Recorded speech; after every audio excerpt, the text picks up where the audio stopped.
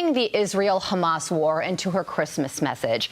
She wrote in part, quote, "In the story of Christmas, Christ was born in modern-day Palestine under the threat of a government engaged in a massacre of innocents.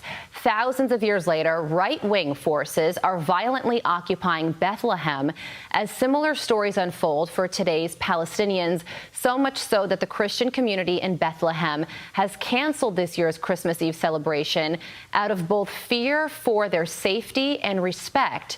Former Arkansas Governor Mike Huckabee joins me now to respond to that. I'm sure you have a lot of thoughts, Governor. What do you think about her Christmas message?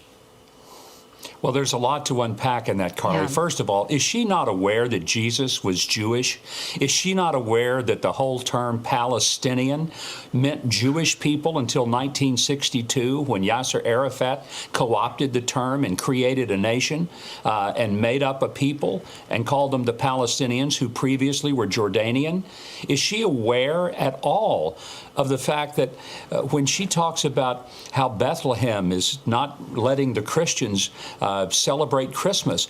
Back in the 80s, and I was going there since 1973, but in the 80s, up until then, 80% of the population of Bethlehem was Christian. 20% was something else. Now it's 80% Muslim, and there's only about 15% Christian, because the Christians were pretty much burned out and shut down by the radical Muslims who took it over back during the Intifada. So this is a person who is utterly ignorant about what she's talking about, and she may ought to stick to something she knows, like bartending, because for gosh sake, she has no clue about the history of the Middle East, Jesus, the Jewish people, the state of Israel, or virtually anything else that she talked about in her post. Yeah, she talked about the massacre of innocents without even mentioning October 7th as well. And